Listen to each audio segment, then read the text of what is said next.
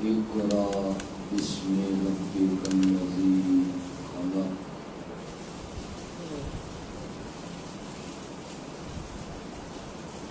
موجودہ ترتیب میں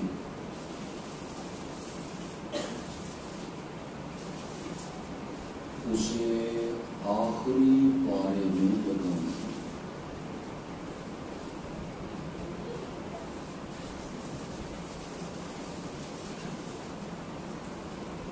آپ نے یہ ترتیب کی صورتوں کی سب سے پہلے سورۃ فاتحہ، پھر بقرہ، پھر آل عمران، پھر نساء، پھر مائدہ،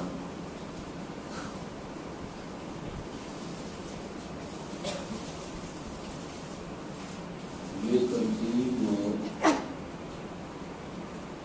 نبی اکرم صلی اللہ علیہ وسلم کی دی ہوئی ہے۔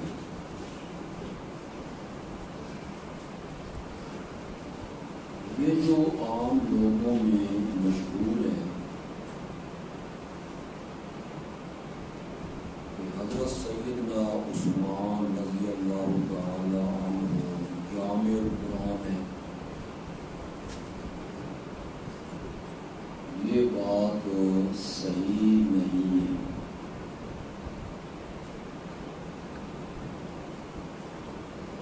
کسی سے ایک طبقے کو یہ موقع مل گیا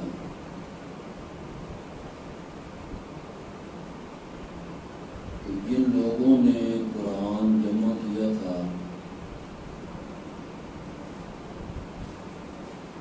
انہوں نے وہ ساری آیتیں قرآن سے نکال دی جن میں حضرت علی رضی اللہ تعالی عنہ یا خاندان علی کا ذکر تھا۔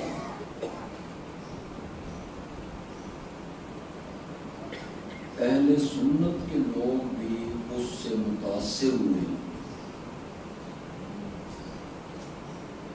اور یہ ذہن بن گیا کہ حضرت عثمان جامع القرآن ہے۔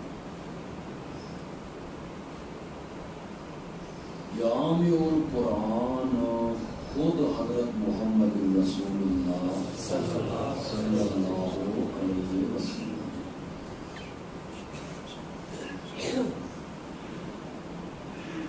اگر یہ قرآن اس ترتیب سے آپ کی زندگی میں مکمل نہیں تھا تو پھر جو صحابہ حافظ تھے وہ کس کے حافظ تھے؟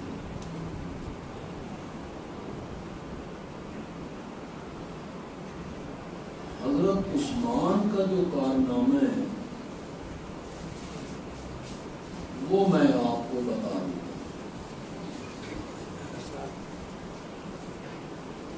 قرآن اترا ہے حجاز کی زبان میں، حجازی بولی میں، عرب کی بولی، مکے مدینے کی۔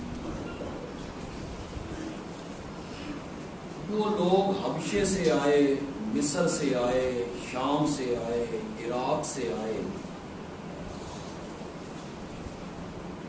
وہ تھے تو عربی لیکن ان کی بولیوں میں فرق تھا۔ سمجھ آ رہی میری بات؟ کیا آج ہر علاقے کی پنجابی ایک جیسی؟ آج ہر علاقے کی اردو ایک جیسی؟ ہر شہر کی پشتو ایک جیسی؟ ہمارے میاں والی میں جو چکڑالے کا علاقہ ہے وہاں جمعے کو کہتے ہیں زمہ، کو کیا کہتے ہیں؟ زمہ۔ جمعرات کو کہتے ہیں زمرات۔ جب وہ زمہ بولتے ہیں، زمہ، اس سے مراد اتوار ہوتی ہے؟ جیم نہیں بول سکتے، کئی ہمارے بھائی ہیں جو زے نہیں بول سکتے، وہ نذیر کو کہتے ہیں نجیر. تو جب وہ نجیر کہتے ہیں تو اس سے مراد ان کی کون ہوتا ہے؟ اسی طرح عرب کی بولیاں مختلف تھیں. جو عراق سے آئے، حبشے سے آئے، شام سے آئے، انہوں نے آپ سے درخواست کی کہ کچھ لفظ ہماری زبان سے ادا نہیں ہوتے، سن اپنی زبان پڑھن دی اجازت دیو. آپ یہ جانتے ہیں کہ گاف کا لفظ عربی میں نہیں ہے. سرگودا کو وہ کہیں گے سرجودا، گاف کو جیم بولیں گے. اور مزے کی بات یہ ہے کہ جو مصر کے لوگ ہیں وہ جمال عبد الناصر کو گمال عبد الناصر کہتے ہیں. یہ عجیب بات. مکے والے گاف نہیں بولتے، گاف کی جگہ جیم بولتے ہیں، اور مصر والے جیم کی جگہ آج بھی عام ہے. ان لوگوں نے درخواست کی کہ ہمیں دقت ہوتی ہے، سن اپنی بولی قرآن پڑھن دی اجازت دیو. مانا دیو یہ جمال کہو یا گمال کہو، مانا تو وہی آپ نے اجازت دی. انہوں نے وہ قرآن لکھ لیے اپنی اپنی بولیوں میں. حضرت عثمان کا کارنامہ یہ ہے، انہوں نے یہ سوچا کہ آج تو خیر ہے، ہم زندہ ہیں، لیکن بعد والی امت کے پاس جب یہ مختلف قرآن پہنچیں گے تو وہ پریشان ہو جائیں. مصر کے علاقے سے جو آیا ہے وہ اس کی زبان اور ہے، عراق والے کی زبان اور ہے. حضرت عثمان نے تمام علاقے کے وہ قرآن اکٹھے کر کے امت کو حجازی زبان پہ اکٹھا کر. میری غلطی سمجھ آئی کہ غلط بالکل نمی جائیے، لیکن آپ کو سمجھ آ گئی میری بات. جامع القرآن نہیں ہے، آپ ان کو ناشر القرآن کہتے ہیں. جامع القرآن تو خود حضرت محمد الرسول اللہ صلی اللہ علیہ وسلم ہے. آپ نے خود یہ ترتیب دی ہے. یہ تمہید میں نے صرف اس لیے باندھی کہ سورت فاتحہ کی اہمیت اور سورت فاتحہ کی فضیلت میں یہی ایک بات کافی ہے کہ اسے قرآن کے فرنٹ پہ جگہ ملی. اس کی عظمت کے لیے یہی بات کافی ہے کہ سب سے پہلے اسے جگہ ملی، اور اسے فرنٹ پہ جگہ ملنی چاہیے تھی کہ اس کا نام ہی فاتحہ ہے. اور فتح کا معنی ہوتا ہے کھولنا، کھولنا. ہم نے فلاں علاقہ فتح کر لیا، یعنی اس کے دروازے ہم پر. فتح کا معنی ہے کھولنا. فاتح کا معنی ہوتا ہے کھولنے والا. فاتحہ کا معنی ہے کھولنے والی. اس کا نام فاتحہ اس لیے پڑ گیا کہ یہ اللہ کے قرآن کو کھولنے والی. یا اس کو فاتحہ اس لیے کہتے ہیں کہ یہ نماز میں قرات کو کھولنے والی ہے. مغرب، عشاء اور فجر میں جب امام قرات شروع کرتا ہے بلند آواز سے تو کس صورت سے شروع کرتا ہے؟ یہ قرات کو کھولنے والی ہے، یہ قرآن کو کھولنے والی. ورنہ تو میرے آقا نے اس کے نام تجویز کیے، صفاتی نام. اور امام رازی جو 7ویں صدی کے مفسر ہیں، انہوں نے اس کے 32 نام ذکر کیے. کتنے؟ اور علامہ ابن کثیر جو 6 صدی کے مفسر ہیں، انہوں نے اس کے 26 نام ذکر کی، یہ سب صفاتی نام ہے، صفاتی نام یعنی صفتیں ہیں. کسی کے نام صفاتی زیادہ ہونا اس کی عظمت کی دلیل ہے. زیادہ نام صفاتی ہونا اس کی کیا ہے؟ عظمت کی دلیل ہے. اللہ کے صفاتی نام کتنے؟ شاباش 99. اور وہ جو 99 ہے نا ان رب کوئی نہیں. وہ جو 99 نام ہے نا جو آپ قرآن میں لکھے ہوئے دیکھتے ہیں ان میں جو اللہ کا سب سے بڑا نام ہے اللہ کے بعد رب، وہ اس میں کوئی نہیں. تو پھر 99 کیسے ہوئے؟ پھر 99 کیسے ہوئے؟ یہ غالباً میرے نبی نے 99 کا لفظ بولا کثرت سے کنایا، یعنی بہت نام ہے. یہ آپ کے کہنے کا مقصد تھا. بے شمار نام ہے، لا تعداد نام ہے، اس کے لیے آپ نے 99 کا لفظ بول دیا، کثرت سے کنایا. آپ اپنی زبان میں نہیں بولتے رہتے. کسی ملازم کو آپ ایک بات کہتے ہیں، پھر کہتے ہیں، پھر کہتے ہیں، پھر کہتے ہیں، اور تنگ آ کے آپ کہتے ہیں تین 70 میری نہیں آکھے. اس کا کیا مطلب ہوتا ہے بھائی 59 نہیں 69 میری نہیں آکھیا، پورا 70 میری آکھے. یہی معنی ہوتا ہے اس کا.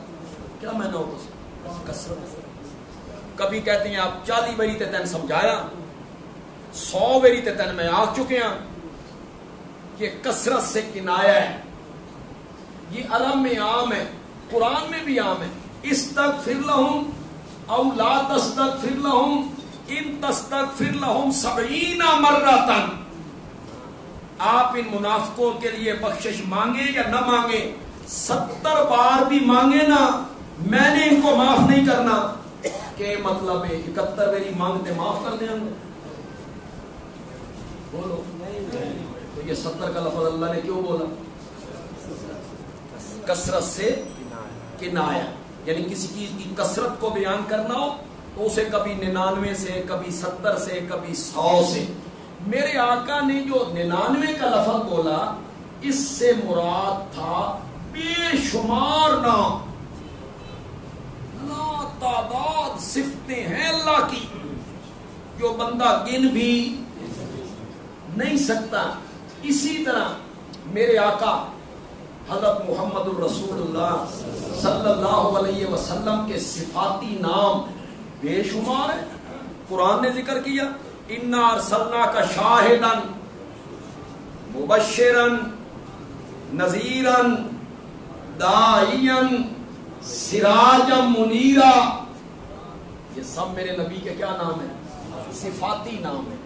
تو کسی کے صفاتی ناموں کا زیادہ ہونا اس کی عظمت کی دلیل ہے. اتنی صفتیں ہیں، اتنی صفتیں ہیں. تو سورت فاتحہ کے 32 نام جو ہیں یہ اس سورت کی عظمت کی کیا ہے؟ بہت سارے نام میرے نبی نے گنے، وہ سب صفاتی نام ہیں. سورت الاساس، سورت الاساس کا کیا مطلب ہے؟ بنیاد. اساس کی کس کو کہتے ہیں؟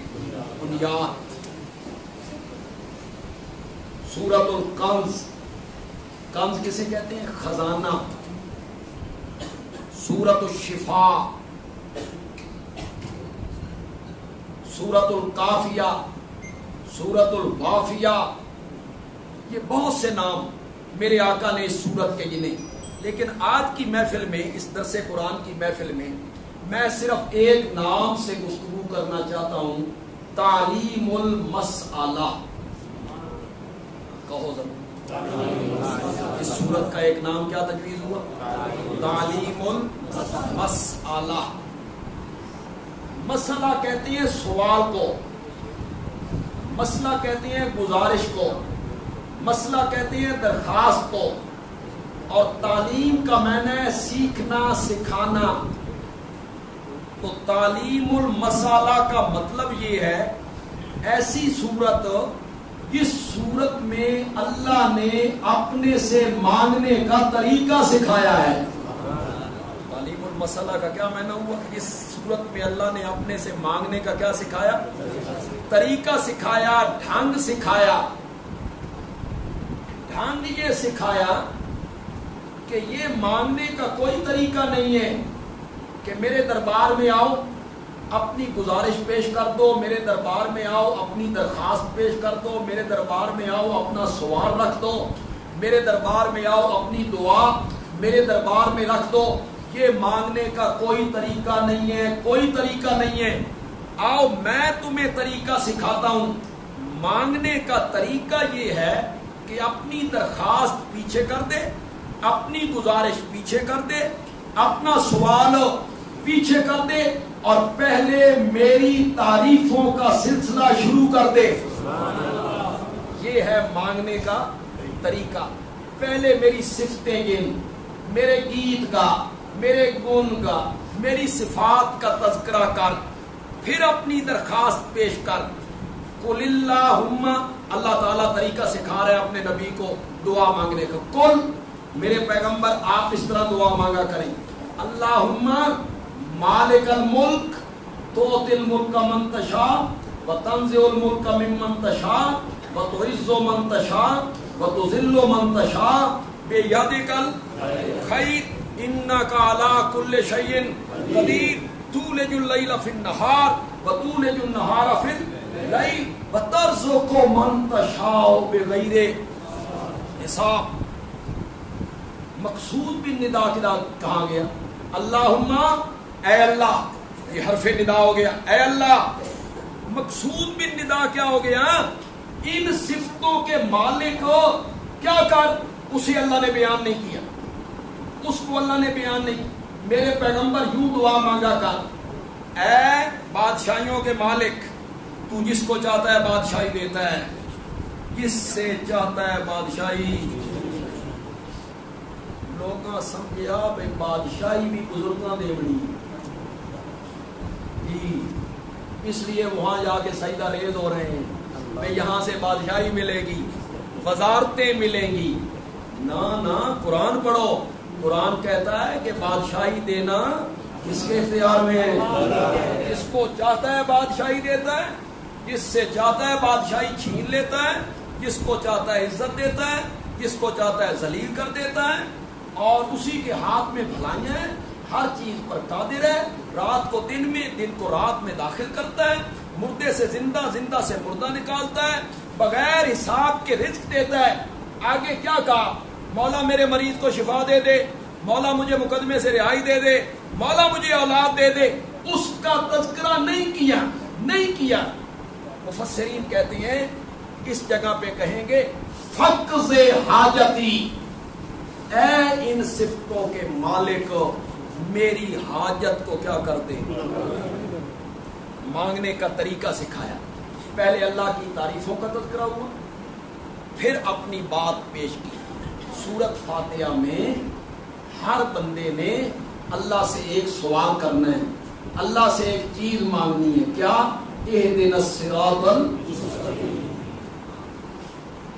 یہ سوال ہے ہر بندے کا، یہ درخواست ہے ہر بندے کی۔ اللہ نے فرمایا اپنا سوال پیچھے کر دے اور پہلے شروع ہو الحمدللہ، الحمدللہ رب العالمین۔ پہلے میری تعریفیں کر، میرے گیت کا، میرے اوصاف کا ذکر کر، میری صفات کا ذکر کر۔ الحمدللہ، تمام تعریفیں، تمام حمدیں، تمام ثنائیں، تمام خوبیاں، تمام کمال للہ، اس کے لیے۔ حمد کا معنی ہو گیا صفت، حمد کا معنی ہو گیا تعریف، حمد کا معنی ہو گیا کمال، حمد کا معنی ہو گیا خوبی۔ یہ سب معنی ہم نے کس کا کیا؟ یہ ہم نے کیا الف لام کا۔ ال، یہ جو حمد پہ الف لام آ گیا، ال، اس الف لام کو کرتے ہیں استغراقی، الف لام استغراقی، اس نے سب کو گھیر لیا۔ تمام حمدیں، تمام تعریفیں، تمام صفتیں، تمام کمال للہ۔ آپ اگر میری بات کو ذرا غور سے سنیں گے، اس کے بعد میں نے ایک خاص ترجمہ کرنا ہے جو مولانا حسین علی نے کیا. یہ عام مفسرین معنی کر رہے ہیں، یہ عام مفسرین کا معنی میں بیان کر رہا ہوں. ساری خوبیاں، سارے کمال، ساری حمدیں، ساری صفتیں، سارے اوصاف للہ، اس کے لیے. اس پر ایک شبہ وارد ہوا، ایک اشکال وارد ہو گیا اس معنی پر. اشکال ذہن میں یہ آیا، یہ معنی کیسے صحیح ہو سکتا ہے؟ ساری خوبیاں، سارے کمال، ساری صفتیں للہ، اللہ کے لیے، یہ معنی کس طرح صحیح ہو سکتا ہے جبکہ کچھ صفتیں تو نبیوں کی بھی ہیں، کچھ اوصاف ملائکہ کے بھی ہیں، کچھ اوصاف علماء کے بھی ہیں، اور قرآن میں اللہ نے نبیوں کی تعریفیں کی ہیں. ان ابراہیم کان امۃ قانتا للہ حنیفا ولم یک من المشرکین شاکرا لانعمہ اجتباہ وہداہ الی صراط مستقیم. اللہ حضرت ابراہیم کی تعریفیں کر رہا ہے. قرآن میں اللہ نے سب سے زیادہ تعریفیں میرے پیارے پیغمبر کی ہیں. قرآن بھرا پڑا ہے اور اللہ نے قرآن پاک میں بہت زیادہ تعریفیں کی ہیں میرے نبی کے یاروں کی، بہت تعریفیں کی ہیں. جگہ جگہ قرآن میرے نبی کے یاروں کی تعریفیں کرتا ہے. اولیاء اللہ کی تعریفیں ہوئی. تعریف تو بندہ کاریگر کی بھی کرتا ہے، کاریگر کی تعریف ہوئی، پہلوان کی تعریف ہوئی، کھلاڑی کی تعریف ہوئی. پھر یہ معنی کیسے صحیح ہوا؟ تمام تعریفیں اللہ کے لیے، یہ معنی کیسے صحیح ہوا؟ پھر ان علماء نے جواب دیا اور جواب بڑا مزیدار دیا، مزہ ہی آ گیا. علماء نے جواب یہ دیا کہ جن خوبیوں کی وجہ سے انبیاء کی تعریف ہو رہی ہے، ملائکہ کی تعریف ہو رہی ہے، صحابہ کی تعریف ہو رہی ہے، کاریگر کی تعریف ہو رہی ہے، وہ خوبیاں ان میں رکھنے والا بھی تو اللہ ہی ہے. تو پھر سب تعریفیں کس کے لیے ہوئی؟ آپ جب ایک صوفے کی تعریف کرتے ہیں، ایک بیڈ کی تعریف کرتے ہیں، بڑا خوبصورت صوفہ ہے بھائی، تو یہ صوفے کی تعریف ہوتی ہے کہ بنانے والے کی ہوتی ہے؟ جب آپ نے صوفے کی تعریف کی تو دراصل وہ تعریف کس کی تھی؟ بنانے والے کی. تو جب مخلوق کی کسی صفت کا ذکر ہو تو وہ صفت اس میں رکھنے والا کون ہے؟ اللہ. تو پھر ساری تعریفیں اور ساری صفتیں کس کے لیے ہوئی؟ اب سناؤں آپ کو مولانا حسین علی والا معنی، سے آپ کا ایمان تازہ ہو جائے. انہی کے متعلق شیخ التفسیر مولانا احمد علی لاہوری رحمۃ اللہ علیہ نے کہا تھا، یہ دونوں کا زمانہ ایک ہے، وہ لاہور میں، یہ میاں والی میں. کسی نے پوچھا حضرت لاہوری سے کہ وہ جو میاں والی کے مولانا حسین علی ہیں، لوگوں نے انہیں وہابی مشہور کر دیا ہے، آپ کا ان کے بارے میں کیا خیال ہے؟ تو حضرت لاہوری نے فرمایا، ارے بھائی حسین علی کا کیا پوچھتے ہو، وہ تو قرآن کی زبروں اور زیروں سے بھی رب کی توحید ثابت کر دیتے ہیں. اب دیکھو کیسے توحید اللہ کی ثابت ہو رہی ہے. ہماری عربی گرامر میں یہ جو الف لام ہے، ال، اس کا ایک معنی ہوتا ہے استغراقی، سب. اس کا معنی ہم کیا کرتے ہیں؟ کل، سب. ایک اس کا معنی ہوتا ہے عہد خارجی. عہد خارجی میں مخصوص صفتیں ہوتی ہیں، مخصوص، اس کو خاص کر لیا جاتا ہے. مولانا حسین علی نے الحمد کے الف لام کو عہد خارجی کا بنا کے معنی کیا تمام صفات الوہیت، الہ والی صفتیں، معبود والی صفتیں، رب والی صفتیں للہ، اس کے لیے. اب اس میں نبیوں والی صفتوں کا ذکر ہی نہیں ہے. نبیوں والی صفتیں نبیوں میں، فرشتوں والی صفتیں فرشتوں میں، صحابہ والی صفتیں صحابہ میں، اولیاء اللہ والی صفتیں اولیاء اللہ میں، علماء والی صفتیں علماء میں کاریگر والی صفتیں یہاں ان کا ذکر ہی نہیں ہے. یہاں ہم نے مخصوص کر لیا تمام صفات الوہیت للہ، اس کے لیے آئی سمجھ.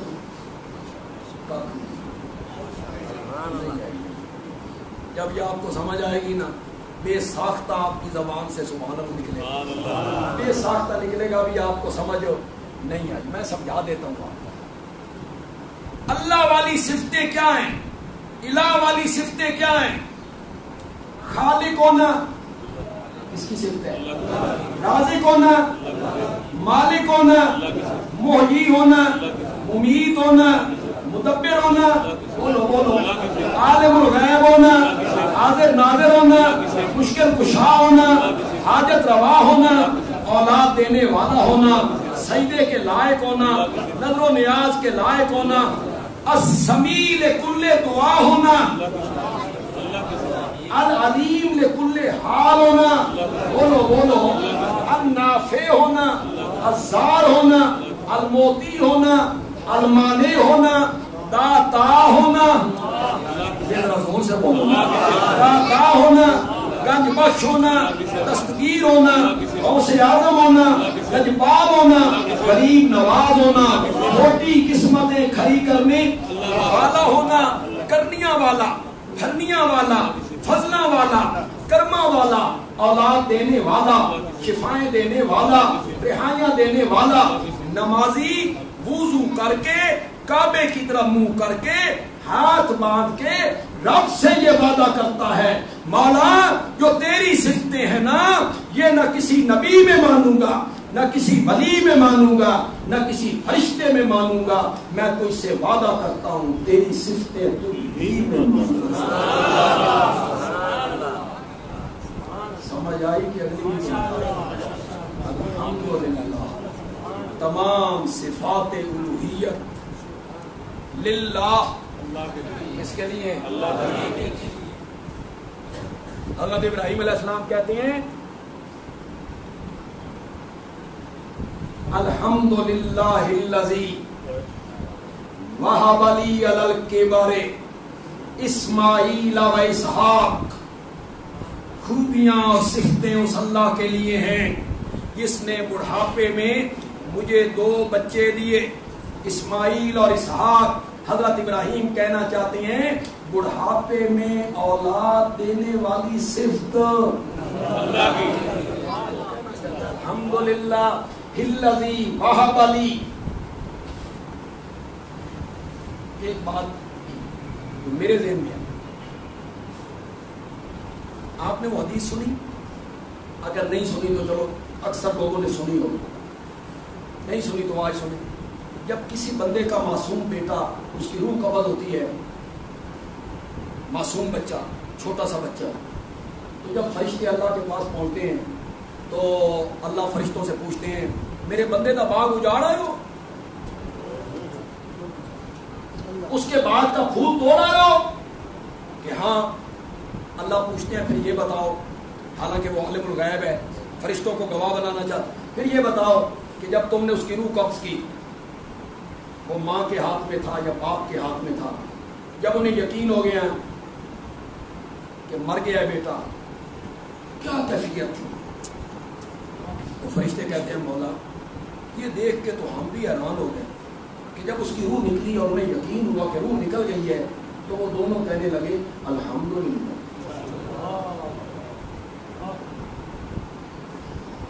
الحمدللہ.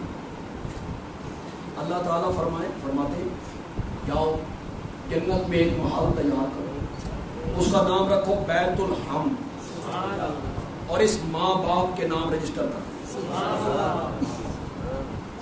تو یہ الحمدللہ کلمہ شکر ہے، شکر ہو رہا ہے کہ بیٹا مر گیا. یہ تو عقل بھی نہیں مانتی کہ وہ شکر کر رہے ہیں کہ بیٹا مر گیا. نہیں، مولانا حسین علی کے معنی کی تائید ہو رہی ہے. کہنا والدین یہ چاہتے ہیں اولاد دینے والی صفت اللہ کی ہے، اور دینے کے بعد لینے والی صفت، تب وہ کہہ رہے ہیں الحمدللہ. یہ خوبیاں، یہ صفتیں، اولاد دینا، دینے کے بعد اولاد، یہ صفتیں کس کی ہیں؟ سمجھانا آپ کو یہ چاہتا ہوں. ایک درخواست کرنی ہے، ایک گزارش کرنی ہے. اہدنا الصراط، اس سے پہلے اللہ کی کیا ہو رہی ہیں؟ رب العالمین. الہ والی صفتیں صرف اللہ کی ہیں. وہی معبود ہے، وہی مسجود ہے، وہی ساری کائنات کا الہ ہے. دلیل اللہ نے دی رب العالمین، اس لیے کہ سارے جہانوں کا پالنہار جو وہ ہے. یہ اللہ نے اس دعوے پہ کیا دی؟ اس میں دو لفظ ہیں، رب عالمین، جس کا واحد ہے عالم. عالم، عالم ایک جہان، عالمین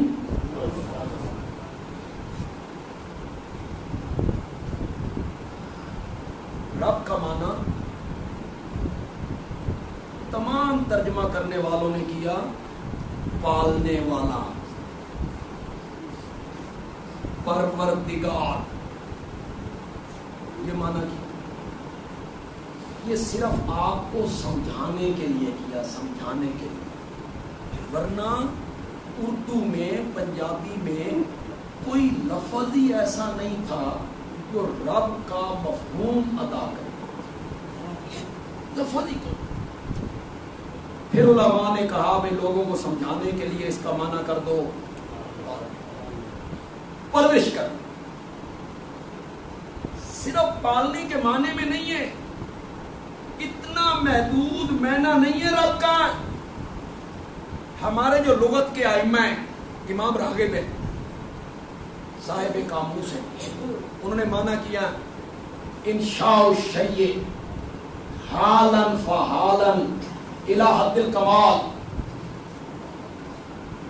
کسی چیز کو درجہ بدرجہ پالنا، کسی چیز کو زینہ بزینہ پالنا، کسی چیز کو منزل بمنزل پالنا، اور پالتے پالتے پالتے اس چیز کو کمال تک پہنچاتے.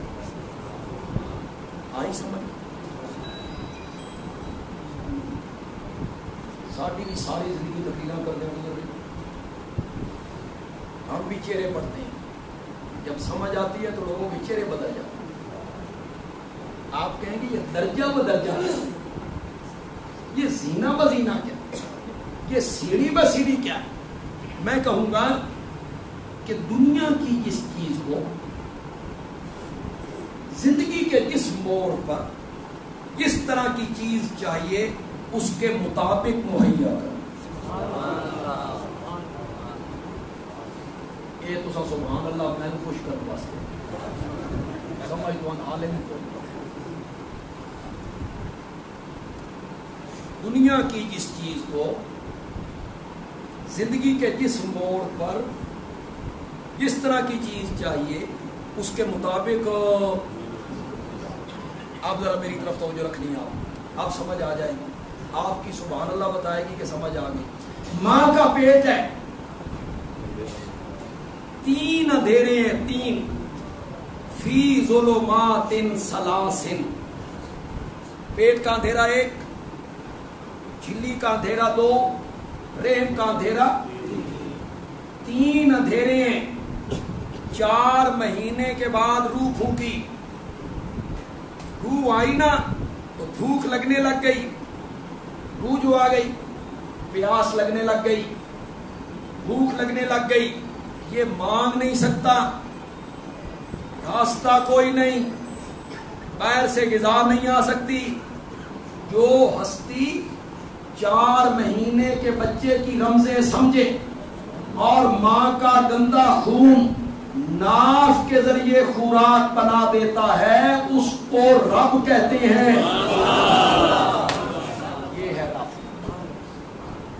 جس مرحلے پر جس طرح کی چیز چاہیے اس کے مطابق مہیا کرنا. وہاں باہر سے غذا نہیں جا سکتی تھی اور وہ خون منہ کے ذریعے نہیں پہنچا ہے کہ تو نے اس منہ سے میرا اور میرے نبی کا نام لینا تھا. میں تیرے منہ کو پلید نہیں کرنا چاہتا تھا. ناف کے ذریعے پہنچایا. جب بچہ پیدا ہو گیا دائی نے پہلا کام کیا یہ رستہ کاٹا, ناف والا رستہ کاٹا. بچہ رونے لگ گیا, سارے ہنسنے لگ گئے, بچہ رونے لگ گیا. آج گونگے دیا رمضان, گونگے دی ماں بھی نہیں سمجھ رہی. بچے کے دل میں آیا میرے خوراک والا رستہ کٹ گیا ہے, کٹ گیا ہے, کٹ گیا ہے. کہاں سے آئے گی؟ جو ہستی اس وقت بچے کے کان میں کہے گھبرانا نہیں, ایک رستہ واپس لے رہا ہوں, ماں کے سینے میں 2 رستے جاری کر رہا ہوں. اس کو کیا کہتے ہیں؟ یہ ہے پال. ورنہ اللہ اس بچے کو کہتا میں گندم بنائیے, چاول, کیلے, امب, خاص کر ملتان والے واسطے, پھر کنو خاص کر کے سرگودے والے واسطے, پھر خربوزے خاص کر کے کھانے والے واسطے. تو میں نے کمان پیدا کیا, دودھ ہے, دہی ہے, کھا. اس بچے کو کہتے کھا, کھا نہیں تے خسمن کھا, روٹی کھا, کھا روٹی, کھا چاول, کھا کھیر. بچے کا معدہ کمزور ہے, اس کے منہ میں دانت نہیں ہے, وہ چیزیں نہیں کھا سکتا. یہ رب ہے, اس کو غذا پہنچائی.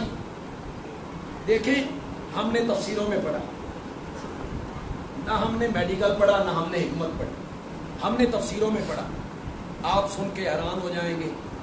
ماں کا جو ابتدائی دودھ ہے نا, 2 دن کا, 3 دن کا, 4 دن کا, 5ویں دن کا, اس میں چکنائی نہیں ہوتی. بن وہی رہا ہے جگر میں, جگر میں بن رہا ہے. یہاں بلغم بھی بن رہی ہے, خون بھی بن رہا ہے, دودھ بھی بن رہا ہے.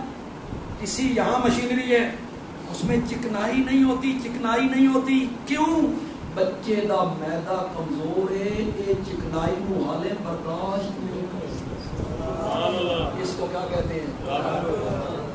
یہ ہے. جوں جوں معدہ طاقتور ہوتا چلا گیا, ماں کے دودھ میں چکنائی اللہ پیدا کرتے. ادھر معدہ طاقتور ہوا, ادھر چکنائی اللہ نے پیدا کی. اس کو رب کہتے.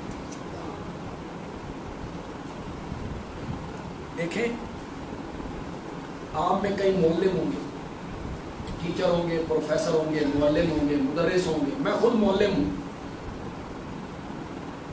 کچھ معلم ایسے ہوتے ہیں انہیں سمجھانے کا ایسا طریقہ ہوتا ہے, بھائی کلاس پڑھاتے ہیں نا, بچے باہر نکل کے کہتے ہیں واہ بھائی واہ, مضمون کھول کے بھائی ذہن پا دیتے.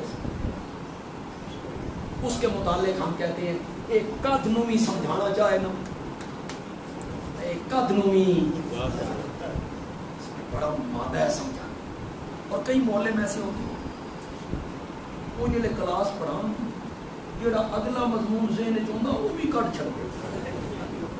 طالب علم پریشان ہو جاتے ہیں یہ کہتا کیا, یہ خدا داد ہے, خدا داد ہے. کیا؟ افہام تفہیم کا مادہ کئی لوگوں میں زیادہ ہوتا ہے, کسی میں اور زیادہ ہوتا ہے. جیڑا معلم ساری دنیا پہلے نمبر تے آوے, ایک قدنومی سمجھا لیندہ, قدنومی, اس معلم کو میرے پاس لاؤ میرے پاس. میں 3 دن کا بچہ اس کے حوالے کرتا ہوں اور اس کو کہتا ہوں تو قدنو سمجھا لینا نا, اس بچے نو سمجھا دودھ کننے چوسنا, سمجھا اس کو, سمجھا دودھ کیسے چوسنا ہے. جو ہستی 3 دن کے بچے کو دودھ چوسنے کا طریقہ بتا رہی ہے اس کو رب کہتے ہیں. یہ ہے رب کا وقت. تربیت کرنا, پالنا, بلی کے بچے کس سکول میں پڑھ کے آئے؟ کتیا کے بچے کس درسگاہ میں پڑھ کے آئے؟ کس نے ان کو بتایا تہاڈی غذا کتھے؟ پہلے کس نے بتایا بھئی غذا کتھے؟ پھر کس نے بتایا کہ حاصل کرنے کا طریقہ کیا ہے؟ مرغی کے بچوں کو کس نے بتایا کہ اوپر سے چیل آئے تو تمہاری پناہگاہ ماں کے پروں کے؟ کون سمجھا رہا ہے؟ یہ جو مرغی کے بچوں کو سمجھا رہا ہے، کتیا کے بچوں کو سمجھا رہا ہے، بلی کے بچوں کو سمجھا رہا ہے، اس کو کیا کہتے ہیں؟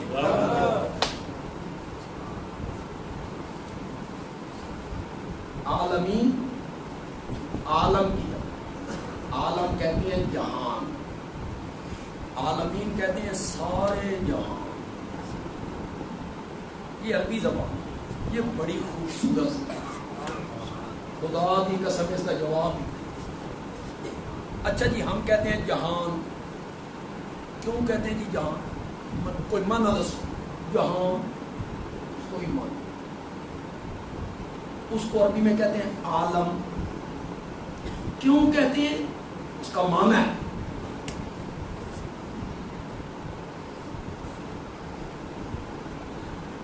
ہمارے اردو میں کہتے ہیں چاند، پنجابی میں کہتے ہیں چند. کوئی دعا نہ ہے تو بولو ختم. چاند، چند. عربی میں پہلی کے چاند کو ہلال، رویت ہلال کمیٹی، رویت ہلال کمیٹی، پہلی کا چاند دیکھنے والی کمیٹی. اور جنہیں 13 نمبر دیا ان کا لائن انہوں نے کھیڈا نظر نہیں آنی ہے کہ انہوں نے 94 کھان لگے ہوئے. 14ویں کے چاند کو بدر، بدر. مطلق چاند کو قمر. ہلال کا کیا معنی ہے؟ ہلال کا معنی ہے آواز کا بلند ہونا، آواز کا بلند ہونا. پہلی کے چاند کو ہلال کیوں کہتی؟ اگر عام میں سے بزرگوں کو یاد ہو تو کبھی ہم چھتوں پہ چڑھ کے چاند دیکھا کرتے تھے. جب ہم ٹی وی کے سامنے دیکھتے ہیں، پہلے کب چڑھتے تھے؟ مغرب کی نماز پڑھی، نمازی مسجد کی چھت پہ چڑھ گئے، اس کوٹھے تے بندے، اس چھت تے بندے، اتھے عورتاں، بڈھے، جوان، بچے سارے چڑھے ہوئے. یوں ہی چاند نظر آیا نا، ایک بندے نے کہا وہ ہے چاند، دوسرے کا کہاں کہاں، آوازیں آنے لگی. پھر مبارک مبارک مبارک. پہلی کے چاند کو دیکھ کے چونکہ آواز بلند ہوتے ہیں اس لیے اس کا نام عربی میں کیا پڑ گیا؟ اگر اشارہ کروں آپ میں پکے پختہ مواعد ہیں وہ سمجھ جائیں گے. یہی معنی ہے ہلال کا، جس کو قرآن نے کہا وما اہل بہ لغیر اللہ. وہ چیز بھی حرام ہے جس پہ آواز بلند کی جائے. ہلا اسی ہلال سے ہے، اہل جس پہ آواز بلند کی جائے لغیر اللہ، لتقرب غیر اللہ، غیر اللہ کا قرب حاصل کرنے کے لیے، خوشنودی حاصل کرنے کے لیے جس چیز پر غیر اللہ کا نام بولا جائے وہ چیز بھی خنزیر کی طرح حرام. مولانا حسین علی کہتے ہیں ماں سے مراد ہے کلمہ، چیز نہیں. کلمہ، کلمہ جو بول، کلمہ میں فلاں بزرگ کے نام کی نیاز دوں گا، یہ چھترا بکرا فلاں قبر پہ جا کے ذبح کرنا ہے. مولانا حسین علی کہتے ہیں چیز تو اپنی جگہ پہ رہ گئی، یہ کلمہ بولنا بھی حرام ہے. کلمہ بولنا. اس جہان کو عربی میں عالم کیوں کہتے ہیں؟ یہ عربی ہے. ایک ہے عالم، ایک ہے عالم. لام کے نیچے زیر عالم، یہ نکلا ہے علم سے. لام کے اوپر زبر، आलम ये निकला है अलम से। अलम, अलम का मायना होता है झंडा। अलम का क्या मायना है? हमारे यहां कहते हैं झंडा, अरबी में कहते हैं अलम। इसी से एक लफ्ज निकला अलामत। आया दिन? अलामत मायना क्या है? निशानी। झंडा मुल्क का निशान होता है। सबक झंडा है, सफेद पट्टी है, चांद है, सितारा है। देखने वालों को पता चला ये किस मुल्क का झंडा है।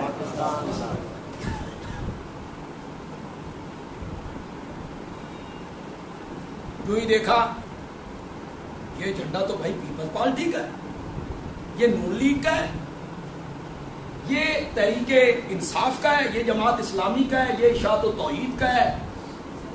झंडा पहचान होता है, निशानी होता है, निशानी मुल्क की, जमात की।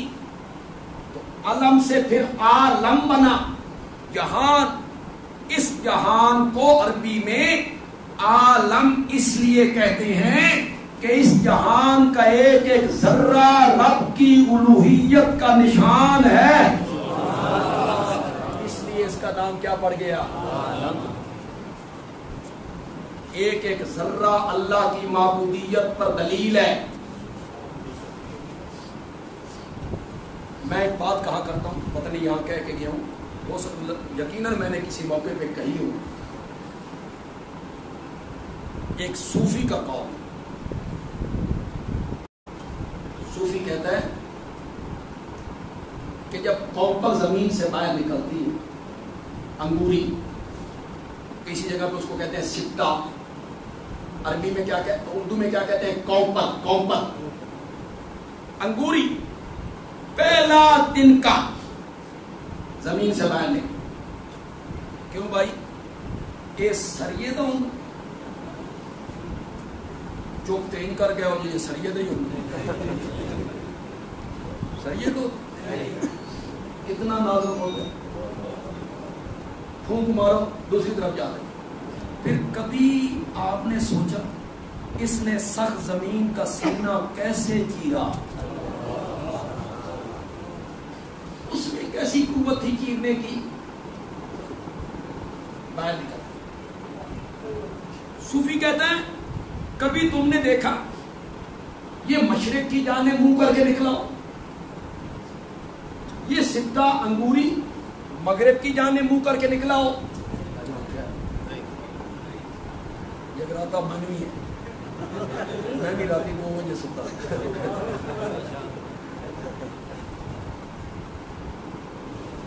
मशरिक की जाने मुंह करके निकला हो, मगरिब की जाने मुंह करके निकला हो, शिमाल की जाने मुंह करके निकला हो, जुनूब की जाने मुंह करके निकला हो? नहीं।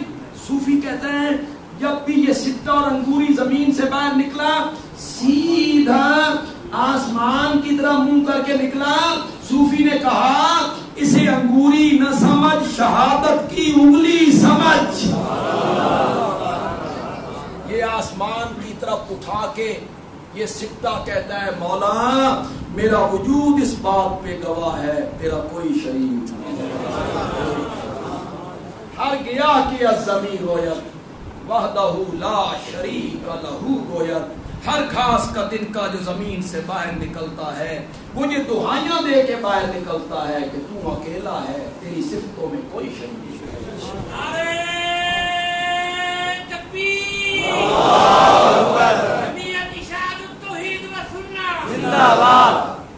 ख्वाजा इकराम साहब नारा जरूर मारे, लेकिन वाले साहब की जगह नहीं ला सकते। अल्लाह इनके वाले साहब की मग़फ़िरत आमीन। बड़े मुखलिस आदमी थे और नारा मारते थे तो मजा आ जाता। वजन वो नारा यहाँ से निकला, इखलास की बात, अल्लाह की मग़फ़िरत। और इनके ताया अबू जो थे बड़े नेक आदमी थे, उलमा से बड़ी मोहब्बत करते। असा जदा भी गए सन खमीरा जरूर लगे, इनमें कुव्वत आए, ताकत आए, तौहीद बयान कर। अल्लाह उनकी भी मग़फ़िरत, अल्लाह भाल कर। चले गए लोग, حاجی عبد الکریم سے بڑے یاد ہیں، حاجی عبد الوہاب سے بڑے یاد ہیں، کئی کس کس کا نام لوں؟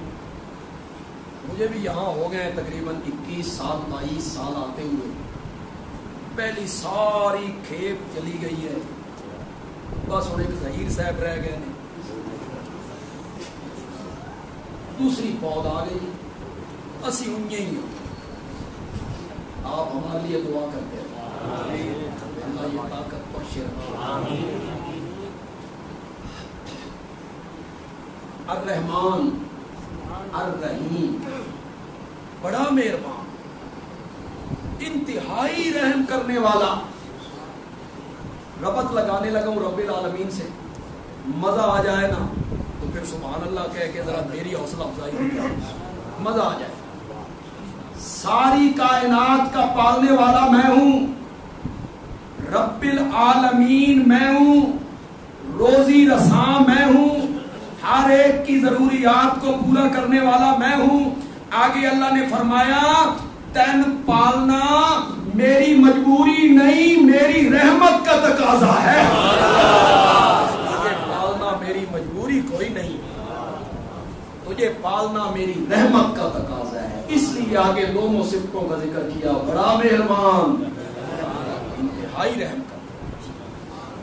دونوں کا مادہ را ہے مین، رحم۔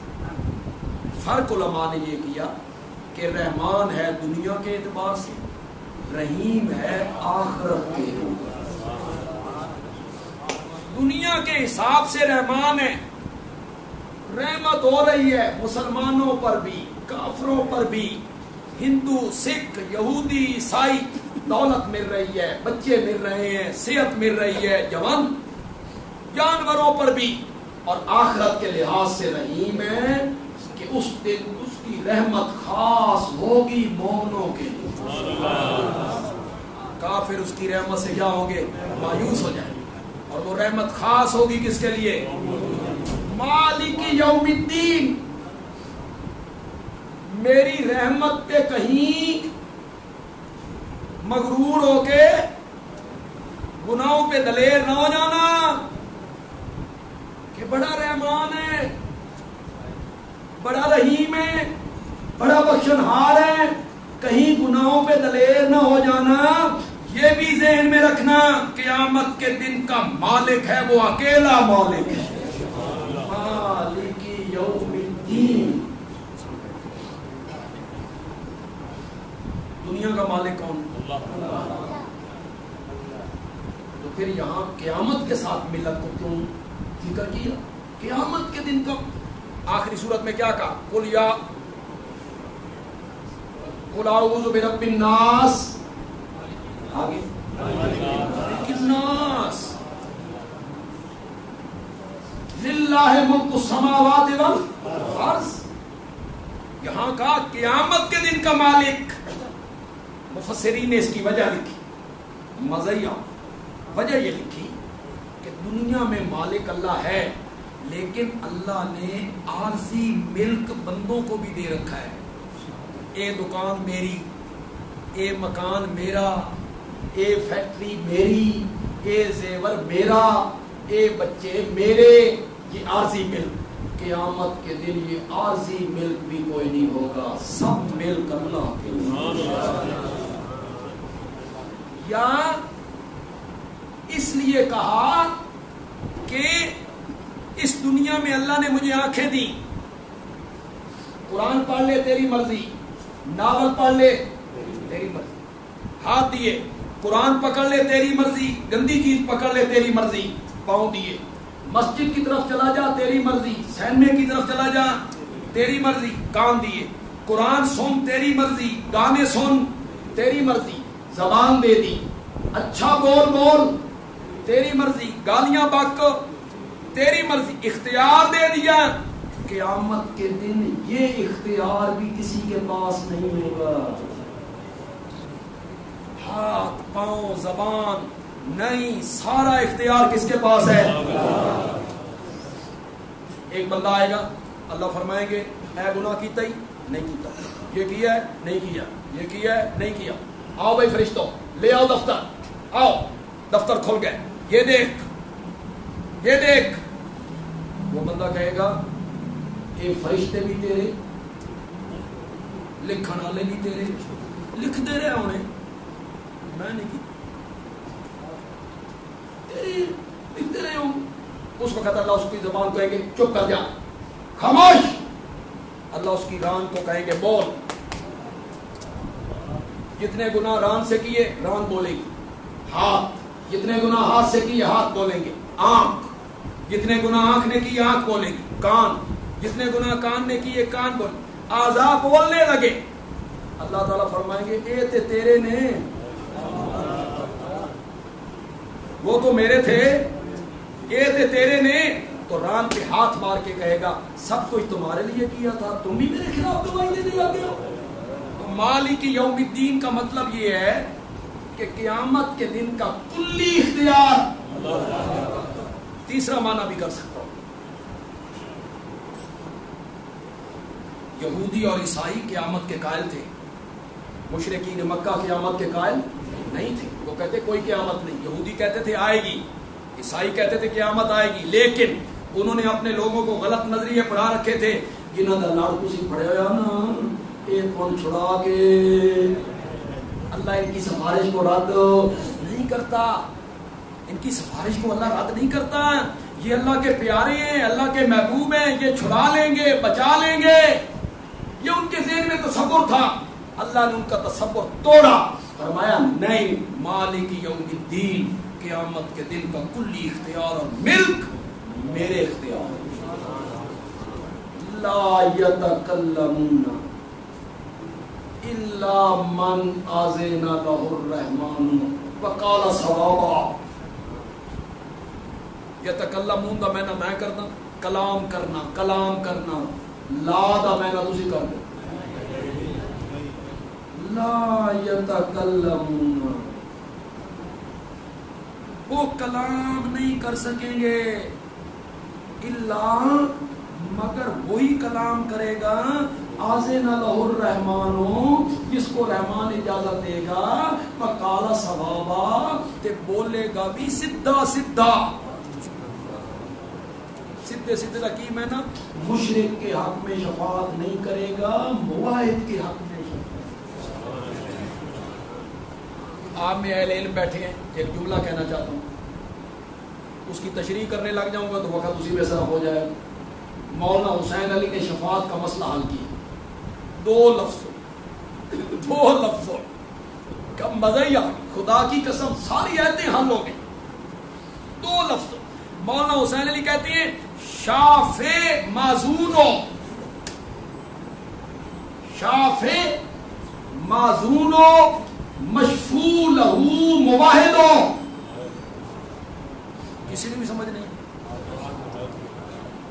شافع کون ہے؟ شفاعت کرنے والا۔ معزون کا معنی ہے اس کو اجازت دی جائے، تو سفارش کرنے والے کے لیے ضروری ہے کہ اس کو کیا ملے؟ یہ ہو گیا شافع معزونو مشفوع لہو، جس کے لیے شفاعت کر رہا ہے وہ موحد ہو۔ دو لفظوں میں سارا مسئلہ حل کر، شافع معزون ہو اور جس کے حق میں شفاعت ہو رہی ہے وہ کیا ہو؟ مشرک کے حق میں شفاعت ہو۔ اس کے بعد نمازی سے کہا گیا میری تعریفیں کی ہیں، میری صفات کا ذکر کیا ہے، اب ایک وعدہ کر میرے ساتھ، ایاک نعبد و ایاک نستعین۔ ایاک مفعول مقدم، نعبد و فعل فاعل مؤخر۔ نحو کا امام رضی کہتا ہے کہ کلام کو اپنی جگہ سے ہٹا دیا جائے تو فائدہ حصر کا ہوتا ہے، حصر ہی کا معنی دیتا ہے۔ ایاک نعبد، ہم تیری ہی عبادت کرتے ہیں، وَإِيَّاكَ نَسْتَعِينُ، اور ہم تجھ ہی سے۔ اس نے نفی کر دی، جڑیں کاٹ کے، ہم تیری ہی عبادت کرتے ہیں۔ بولو سجدہ کرنا عبادت نہیں؟ بولو پکار عبادت نہیں؟ غائبانہ پکار عبادت نہیں؟ نظر و نیاز عبادت نہیں؟ کیا فقہ حنفی کی کتابوں نے نہیں لکھا النظر عبادت والعبادت لغیر اللہ کفر صریح و شرک کبیر؟ کیا بحر الرائق نے یہ نہیں لکھا النظر عبادت؟ نظر کیا ہے؟ پکار غائبانہ کیا ہے؟ سجدہ کیا ہے؟ طواف کیا ہے؟ تو یہاں کیا وعدہ کرتے ہو؟ ہم تیری ہی عبادت کرتے ہیں اور ہم تجھ ہی سے. ذرا توجہ کیجئے، پوری طرح توجہ میرے ساتھ رکھنی ہے آپ نے. ایاک نعبد، بولو ایاک نستعین. اس واو کو کہتے ہیں بیانیہ. اس واو کا کیا نام؟ تفسیریہ. تفسیریہ بیانیہ. یہ واو کیا کہتی ہے؟ یہ واو کہتی ہے میرے تو پہلے جملے دی سمجھ نہیں نہ آئی، میرے تو پہلے جملے دی سمجھ نہیں نہ آئی، میرے تو پچھلا جملہ پڑھو. اے پچھلا جملہ پہلے جملے دا بیان ہے. اے پچھلا جملہ پہلے جملے دی تفسیر ہے. اب واو بیانیہ کا معنی کریں گے یعنی اب معنی کرو ایاک نعبد، ہم تیری ہی عبادت کرتے ہیں. مولا ملتان دے لوگاں نو عبادت ہی سمجھ نہیں آئی. عبادت کسے کہتی ہیں؟ واو کہتی ہے اگلا جملہ پڑھو، اگلا جملہ پہلے جملے کی تفسیر ہے، یعنی ہم مصیبتوں میں مدد کے لیے پکارتے ہیں تو صرف اللہ ہی کو. یہ ہے عبادت. الدعاء هو العبادہ، الدعاء مخ العبادہ. ایاک نعبد و ایاک نستعین. جب یہاں تک نمازی پہنچا، اوپر سے اللہ نے آواز لگائی فسأل یا عبدی، ہن مانگ میرے کول کی مانگنا چاہتا. یہ ہے مانگنے کا طریقہ. مانگ مجھ سے کیا مانگتا ہے؟ اولاد مانگتا ہے، مال دولت دکان کاروبار مانگتا ہے؟ نا مولا، یہ چیزیں تو تم نے مخالفوں کو بھی دی ہیں، کافروں کو بھی دی ہیں، دشمنوں کو بھی دی ہیں. میں تو تجھ سے وہ چیز مانگتا ہوں جو تم اپنے پیاروں کو دیا کرتا ہے. اہدنا الصراط المستقیم.